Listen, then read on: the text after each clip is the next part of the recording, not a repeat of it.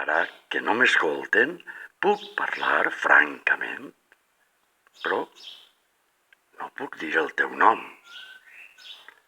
No puc dir el teu nom. Esvelta, tendra, càlida. Tinc el desig de tu. Tinc el desig de tu. No és un desig tan sols sexual, conjugal.